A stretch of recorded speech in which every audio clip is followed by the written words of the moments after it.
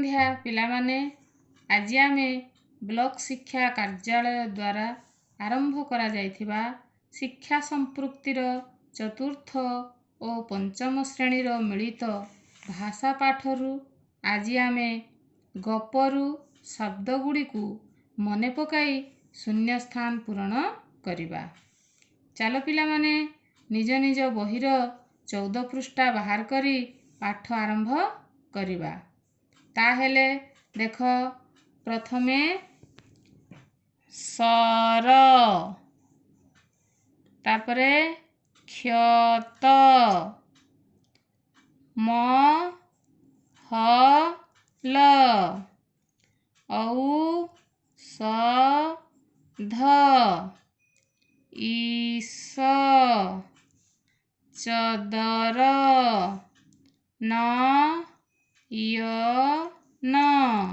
ନୟନ, ଖଟ, ବରଗଛ, ସଡ଼କ,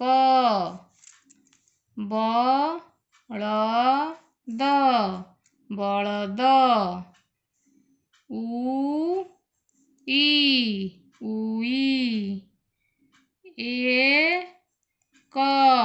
ଏକ, ଘର,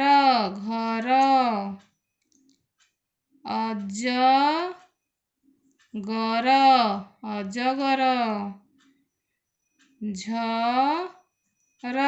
ଝର, ଓଠ,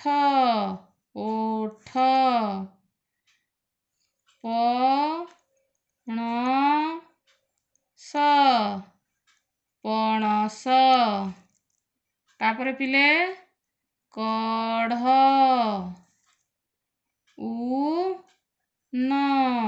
ଉନ, ଆତ,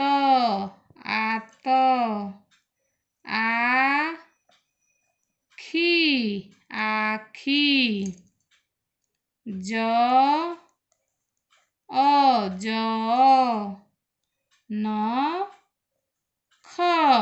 ନଖ। ପିଲାମାନେ, ତୁମେମାନେ ଆଗରୁ ଚିତ୍ର ଦେଖି ନାମ ଜାଣିଥିଲ, ତାପରେ ଗପ ପଢ଼ିଲ।